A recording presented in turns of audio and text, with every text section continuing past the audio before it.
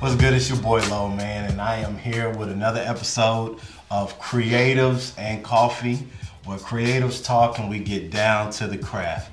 Today I got another special guest, one of my good friends and longtime buddies. I'll let him introduce himself. Hello, I'm Danin Drahos. The Danin Drahos. Hey. What's good, brother? Not Thank you for coming on the show and having a little Creatives and Coffee with me. Yeah, so first off, tell the people what it is you do. What's your creative niche? So I'm a photographer. I've got a couple different areas that I kind of specialize in. Primarily kind of concert photography, working with bands, artists, musicians, doing touring packages, as well as album artwork and just kind of concert and everything that revolves around the music business with that type of stuff. I also locally on the coast and regionally, I'm a wedding and family photographer. That takes up a lot of my time as well. So I've got two very, very different portfolios that are very and just different from each other. When was the first time you picked up a camera? If you remember? I do. Well, I mean, I was shooting with point and shoots, 35mm point and shoots, growing up as a kid. My dad, at a very young age, he had I can't remember if he had a Canon AE1 or it was something similar to that. That's a very popular camera back then. And he was always taking pictures of us when we were growing up. So, I mean, that was kind of always there. And then when I was in middle school, my grandmother gave me her Canon AE1 with a 50mm lens in '85.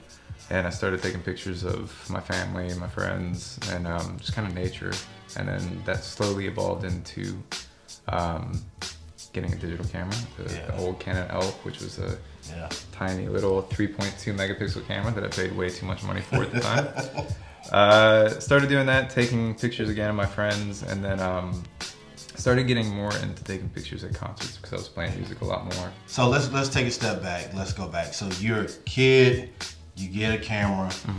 We talked about the A1, but you had the transition between being a hobbyist to becoming more serious about it. Right. I can remember when I did it, like I was in the same kind of mold, and the first time I saw Superman as a kid, and I realized like movies could be made. Right. It instantly, I knew I would be somehow involved in the film or video lifestyle career. I've always been a very visual person.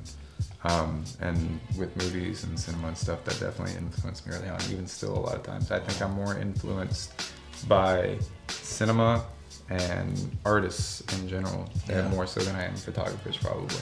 Part of the platform with this show is I want people who associate with photography or who maybe even be in videography or whatever the case may be to be able to understand the craft that goes into what we do.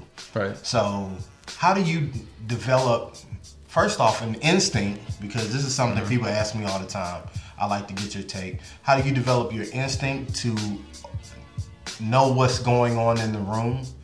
And also, how do you make sure that your tool is ready for that moment? Well, I mean, as far as your tools, you need to be knowledgeable of your equipment and what you can do with that equipment. I mean, the tool isn't the most important thing, it's how you use it, but you definitely need to know how to use it. On the other side of that, with dealing with people,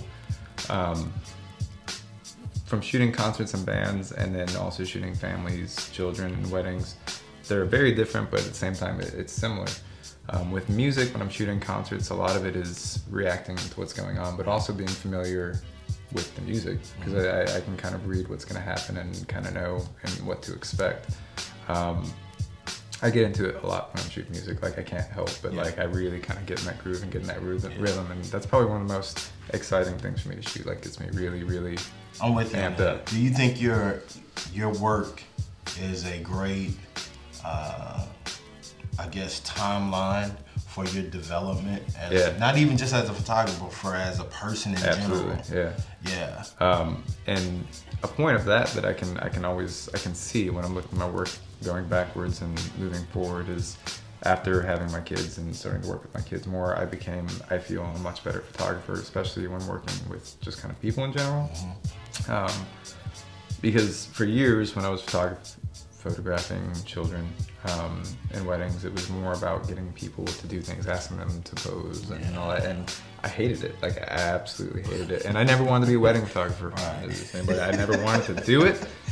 From day one, I said I don't want to be a wedding photographer, but it happened. What would you recommend to somebody watching as the essential tools to begin photography? Anybody that's starting out, they need something with manual controls, definitely, but you definitely don't need the most expensive, biggest camera that's out there. And I know we've talked about this before. I've talked about it many times to you. My Fuji, my mirrorless camera. It's an X100S, which they've come out with several models since then. You can pick these up for under $400 now.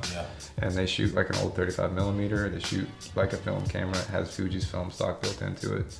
All manual controls, and getting that camera completely changed the way I shoot. Dude, you like 100%, like completely. I wouldn't know you had one set lens on that. Yeah, that's it. Like on your Instagram, like I'm like, dude. Yeah, I love that thing more than any camera I've ever had. Like, I've had more of a connection to that camera, which is weird to have a connection with a piece of equipment. But like with my SLRs, like my 5Ds and stuff, they're just tools. Like, I never, if I lost one of those, I'd be out the money, but I'd be upset because of the money. Without the Fuji, I'd be upset. Like, I'd be bummed. We shoot all the time, we work all the time. What recharges your batteries creatively? I'd say my family, first and foremost. Like, I enjoy obviously spending time with them, but photographing them a lot. Like, that makes me feel good. And it's quality time with them. Being out in nature, I love living by the water. That's always been a big thing that's always in the back of my head. I was born down here, lived away from a little bit, but I mean, I don't see myself ever leaving being by the water. It's a very important part of my life. It's weird. Balance. But because I'm a very mellow person, and having that there even calms me down more. So yeah, I mean, that inspires me. And the music. I mean, music's always been there too, but I think the music and being out in nature thing are kind of polar opposites, but they give me the same type of vibe. Yeah. One of the last things I want you to do is look into the camera and tell them where they can find more information about your work. Main two websites. First one is www.danindrahos.com. Maybe. And then www.drahosphotos.com. DaninDrahos.com is for my band, concert, album artwork, stuff like that. And then DrahosPhotos.com is my wedding, family portraiture, stuff like that. Social media? Instagram, Danin Drahos. Well, thanks again, man, for hanging out with me, talking about some creativity. And look forward to more episodes like this, where I'll be sitting down with friends and creatives around the country, and we'll share their craft, and we'll share some coffee. It's your boy Lo. Till next time, talk to you later.